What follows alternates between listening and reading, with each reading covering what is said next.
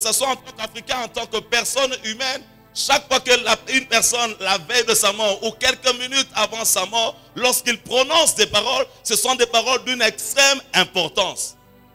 Et ces paroles constituent les testaments, on peut dire le testament de Jésus, les dernières paroles que Jésus a prononcées sur la terre. Et chacune de ces paroles ont marqué l'histoire de l'Église et même la foi de beaucoup de personnes. Voilà pourquoi il est important, alors que nous parlons de la Pâque, de parler de ces 7 paroles prononcées. Et la première parole se trouve dans Luc chapitre 23, le verset 34. Lorsque le pasteur Hervé me partageait son témoignage, je lui ai dit, au fait, tu me rassures de ce message que je vais prêcher ce soir. Luc 23, verset 34. Père, pardonne-leur, car ils ne savent ce qu'ils font.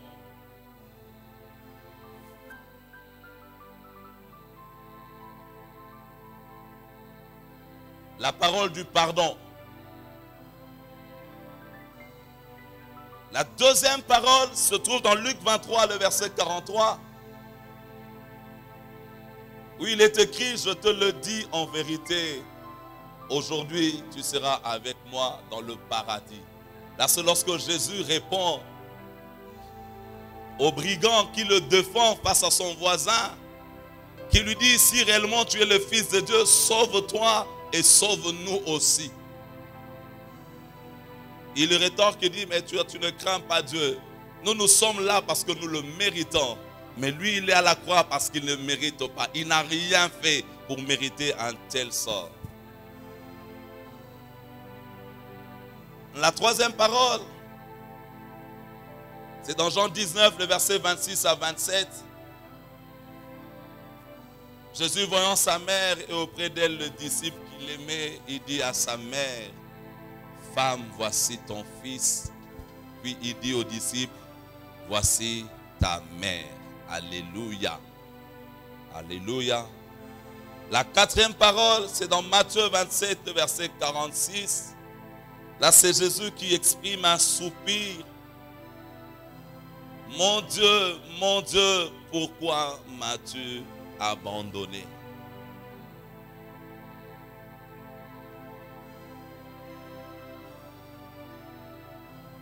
La cinquième parole, c'est un homme sur la croix, Jean 19, verset 28. Il a la douleur, il a mal. C'est pendant des heures qu'il est sur la croix, sur une montagne. Il est directement en contact avec le soleil. Il dit, j'ai soif.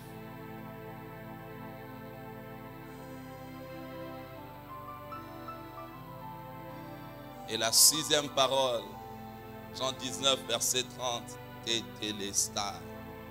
Tout est accompli.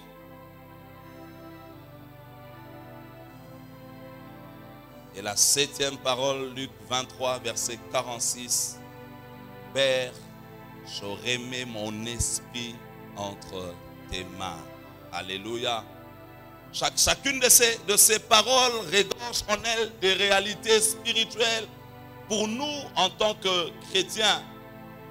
Et ce soir, nous allons aborder la première parole, la parole du pardon. Père, pardonne-leur car ils ne savent ce qu'ils font. Il est à la croix pour quelque chose qu'il n'a pas mérité. Il est à la croix parce qu'il a dit qu'il était le Seigneur. Il est à la croix parce qu'il a dit, détruisez ce temple et en 3 jours je le rebâtirai. Il est à la croix parce qu'il a fait des miracles. Malheureusement, ceux qui ont bénéficié de ces miracles, ceux-là qu'il a aimés, ceux pour qui il est allé, il est venu sur la terre, en acceptant cette fois-là les limites de l'humanité, en se faisant semblable à nous, sont ceux-là qui veulent qu'il meure à la croix. Et alors qu'il est à la croix, on l'a flagellé, on l'a même mis une couronne d'épines sur la tête. Cet homme de Jésus, il est en train de souffrir, il est en train de gémir, il a le temps de prononcer la parole du pardon. Alléluia. il fait cette prière à son Père. Il dit, Père, pardonne-leur, car ils ne savent ce qu'ils font. Et combien de fois cette parole, lorsque je la regarde, je dis, waouh! Parce que sur une samba, je ne crois pas que le monde existerait. La parole du pardon. Comment les gens à qui je fais du bien, comment les gens pour qui je veux du bien, et ils se retournent contre moi et ils veulent me faire du mal. Mais quand même dans cette douleur, j'ai le temps de dire, Père, pardonne-leur.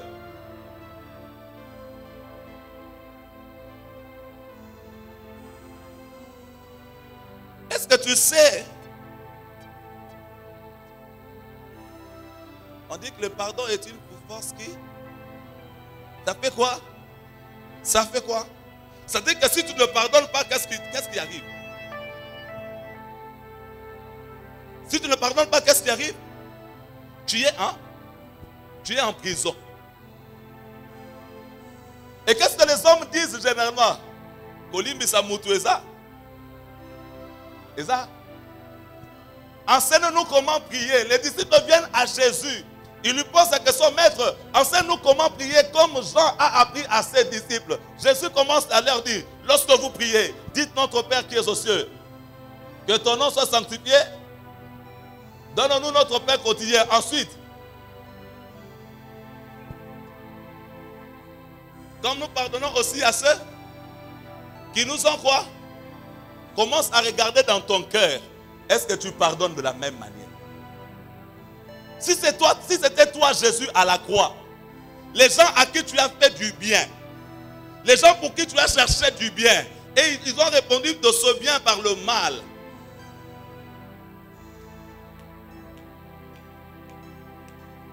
Pardonne-nous, non? Lui, je l'ai pardonné, mais pour qu'on vive bien,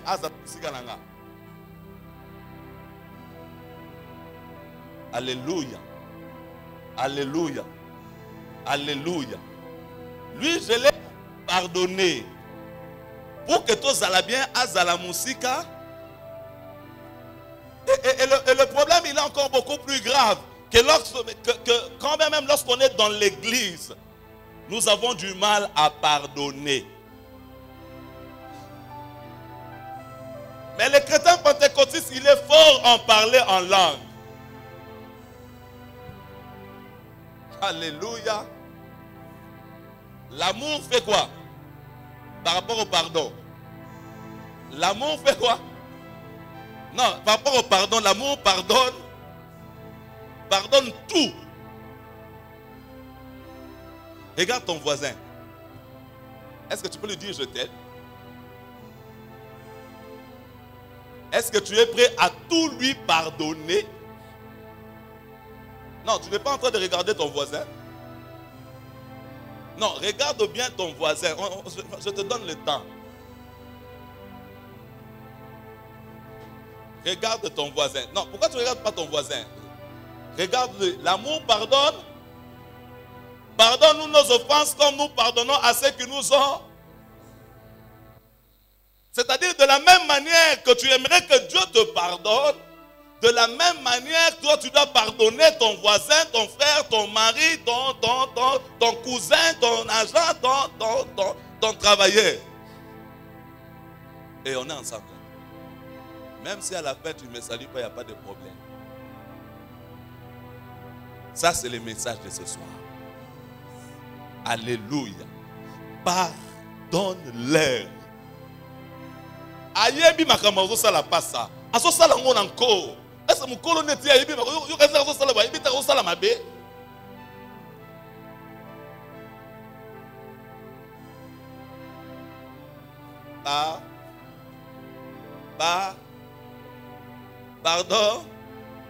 Pardon. Jésus, qu'est-ce que tu nous demandes de si difficile comme ça?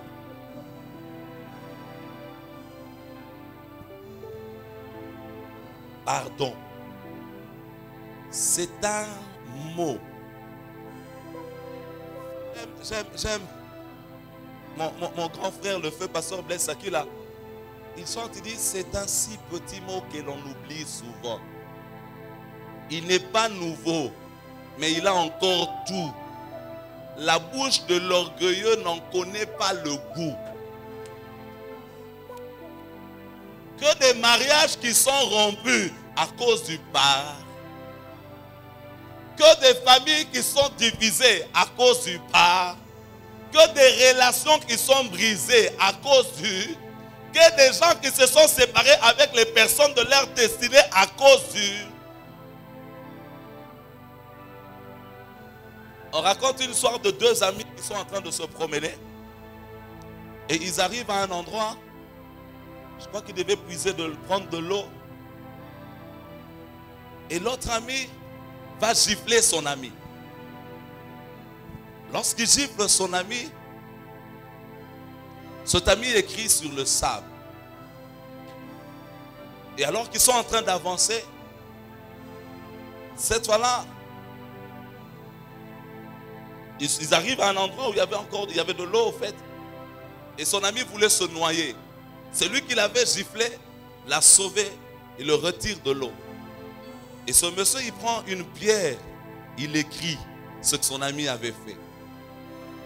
Quand ils avancent, l'ami lui pose la question, pourquoi là, quand je t'avais giflé, tu avais écrit sur le sable, et là, je viens de te sauver, tu écris sur le roc.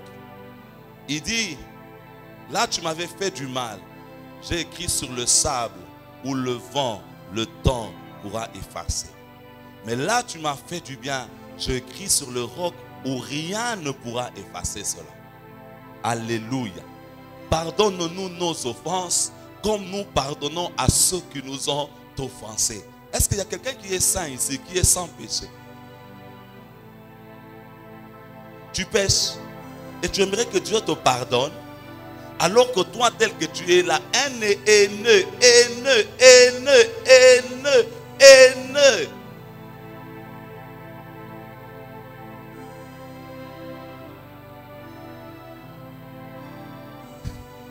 Et je ne comprends pas certaines personnes. Écoute-moi, cher ami, ce n'est pas moi qui te maudis, c'est toi qui te maudis toi-même. Quand tu as des problèmes avec tes parents et que tu n'arranges pas.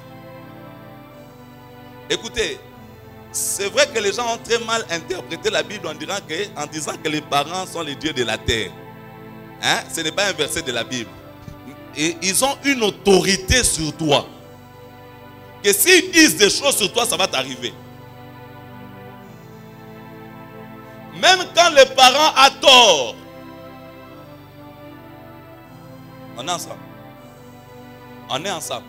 Faites très attention avec l'autorité, avec le respect de l'autorité. Dieu protège toujours l'autorité qu'il a établie. Et faites attention aux parents. Faites attention aux parents. Nous, à cause du vent du réveil, à cause du vent du spiritualisme ici, les gens ont perdu les bonnes manières.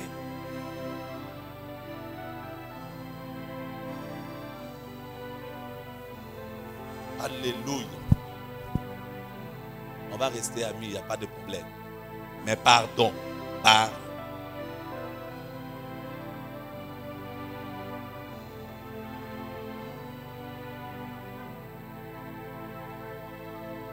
Comment quelqu'un qui est cloué à la croix, comment quelqu'un dont on se moque, il a sauvé les autres, il est incapable de se sauver, peut quand même, au milieu de toute cette souffrance, au milieu de toute cette douleur, trouver le temps d'avoir la possibilité de prononcer la parole du pardon.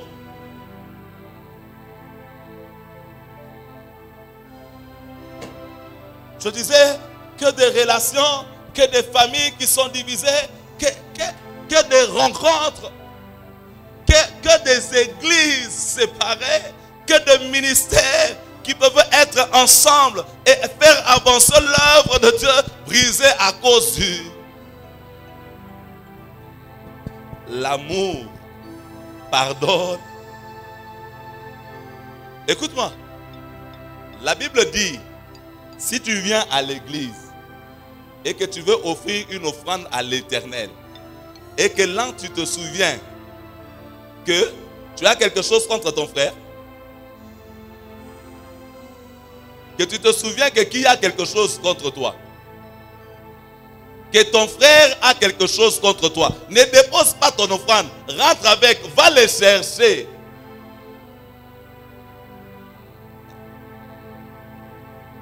C'est ça. Hein? Va les chercher et arranger. Oh, je parle à quelqu'un. C'est un message fort.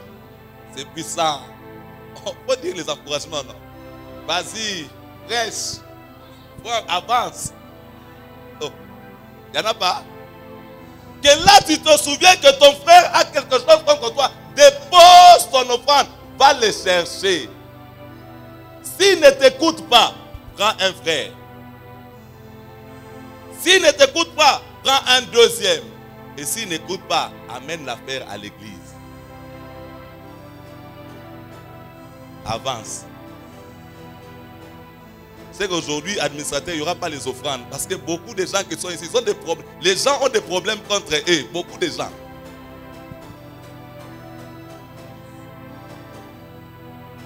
Il faut qu'on rentre arranger. On va arranger. Alléluia. Alléluia. Alléluia. L'amour supporte. Comment veux-tu prétendre aimer Dieu que tu ne vois pas alors que tu es ton... Alors que tu es ton... Biso na famille na biso ndeto za boto kabwana. Bango bata ba aile gauche, biso ba aile droite. Orange. Bah toi? Alléluia.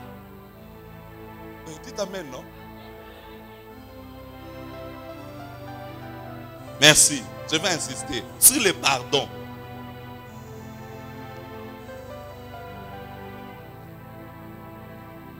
Tu es une femme. Et tu fais une semaine, un mois avec ton mari, vous ne vous parlez pas. Et tu viens ici prier, Seigneur Jésus. Ta prière s'arrête ici. Ça s'arrête ici. Ça monte même pas. Ça s'arrête ici. Écoute-moi mon frère. Quand tu as déjà une fiancée ou un fiancé, à ça me dit maman kanda sur la une semaine, t'es tikaye.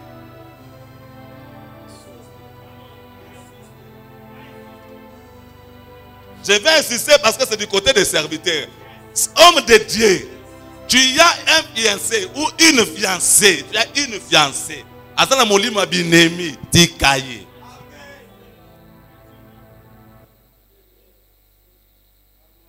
Vous savez, quand je dois parler aux hommes de Dieu, là je ne fais plus les jeux.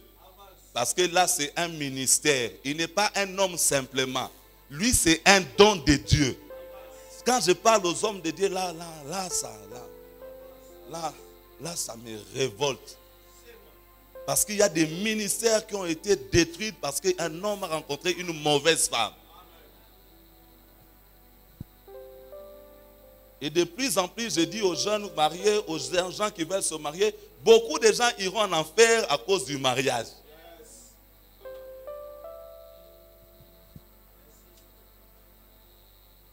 Alléluia. Alléluia. Alléluia.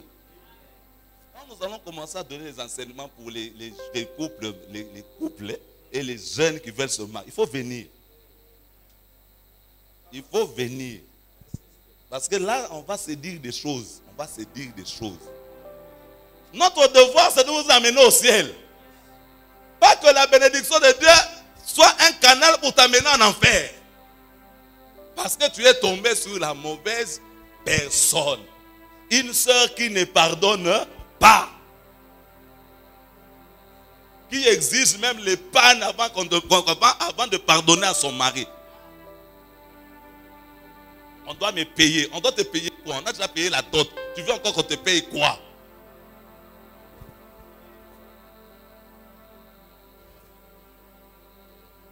Alléluia. Frère, maintenant là tu es encore à la maison. Donc si vous disputez et chacun rentre chez lui, tu vas me voir à la maison, on parle. Mais là vous êtes maintenant dans la maison seulement vous deux. Bon, dis-moi, tu vas te réveiller pour prier comment? Et puis quand il va te voir prêcher à l'église, ça va...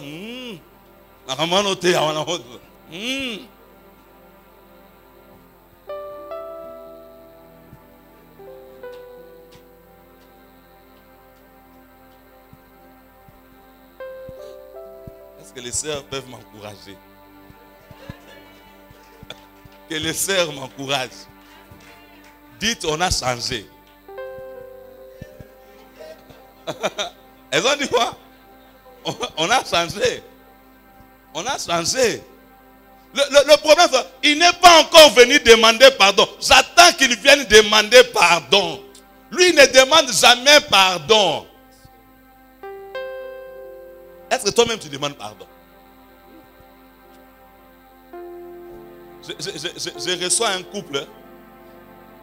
Et pourquoi ils se sont disputés? L'homme pose la question à la femme. Mais la plaque qu'on a reçue, c'est quand? Oh non, c'est abîmé. La plaque là, c'est quand? Ah, tu te dis que c'est abîmé.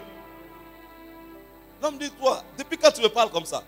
Et puis la femme dit, j'ai dit pardon. Il dit, non, on ne dit pas pardon, on demande pardon.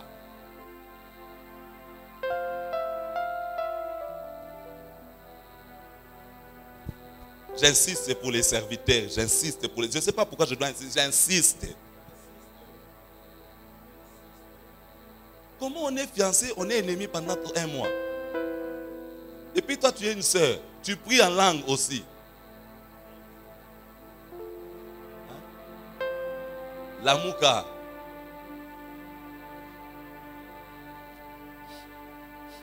Écoute-moi. Il y a une bataille qui est déjà perdue. C'est la bataille de prouver que tu es quelqu'un de bien. Il y a des personnes, il a déjà une image de toi. Nonobstant tout ce que tu pourras faire, pour lui, tu es une mauvaise personne.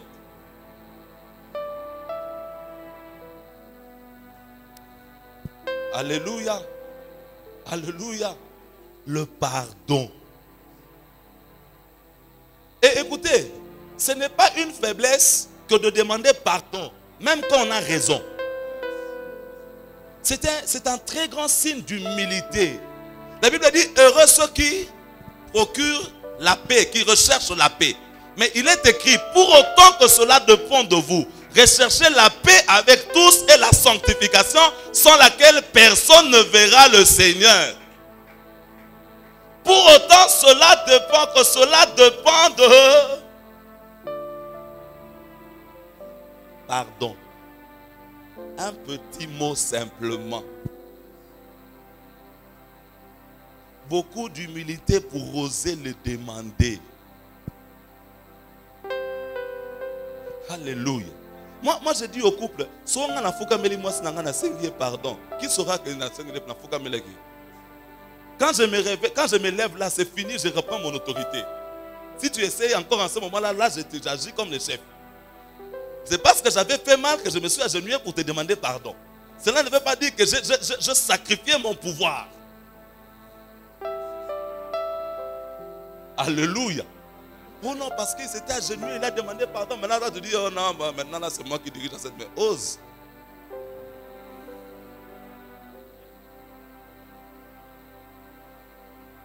Alléluia.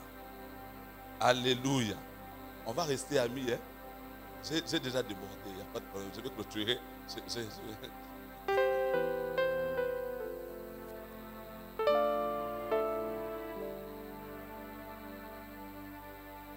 Jésus nous donne un exemple éloquent sur la manière de pouvoir pardonner. Comment les gens qui ont mangé à ta table,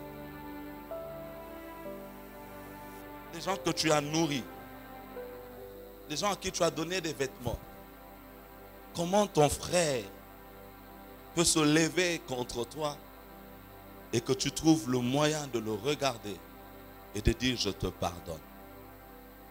Vous savez, pardonner, c'est arriver à regarder Hervé et ne plus se rappeler le mal qu'il t'a fait.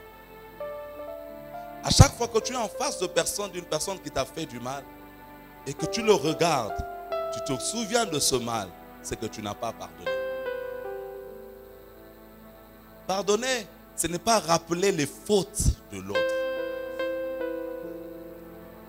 L'amour pardonne tout. J'ai prêché à un mariage et un de mes grands frères de l'internat était là. Et je disais, l'amour pardonne tout. Et j'ai regardé l'assemblée, j'ai dit, même l'infidélité de la femme. Il est venu me voir à la fin. Il dit, tu es sérieux dans ce que tu es en train de dire là? J'ai dit, viens. Même moi-même aussi, je ne sais pas si je vais supporter. Mais ça, c'est ce que la Bible dit. Là, les hommes n'ont pas dit Amen. Mais combien de fois les femmes nous pardonnent, nous, nos déviations? Je dois rester équilibré. Alléluia. Parce qu'il y a des gens aussi, des fois, ils abusent de leur autorité. Parce que tu es seulement homme. Parce que je suis le chef. Ok, d'accord. Non. La femme, ce n'est pas une réunion de couple. La femme, c'est une aide semblable. La femme, c'est ta compagne de vie. C'est pas quelqu'un là, tu veux l'envoyer, mais même pas le s'il te plaît, même pas s'il te plaît, même pas s'il te plaît. Toi, c'est toujours le commandement, à l'impératif. Allez, fais, fais, fais. Tu ne fais pas, tu ne me respectes pas, tu es impoli. Et puis,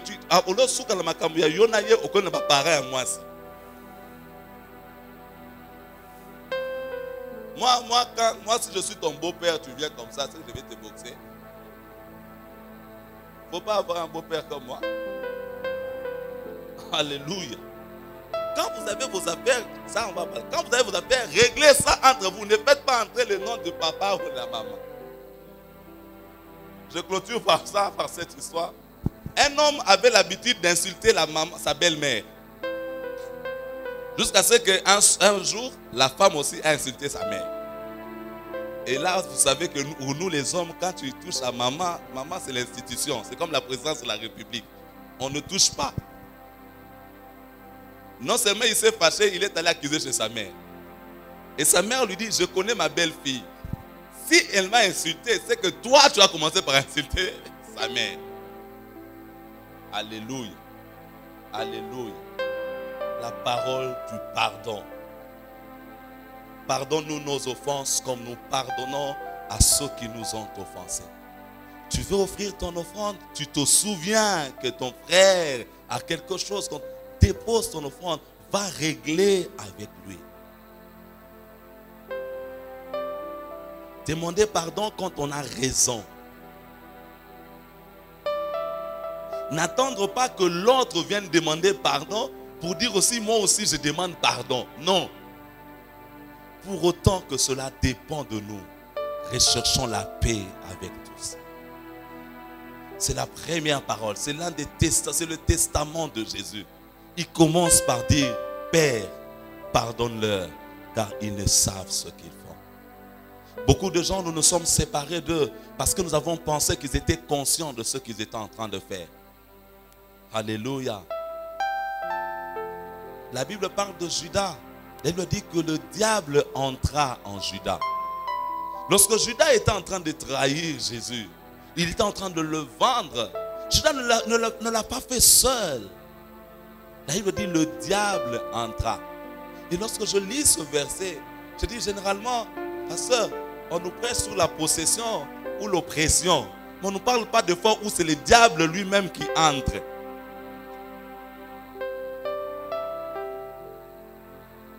Jésus a pu dire, pardonne-leur. Que Dieu bénisse sa parole.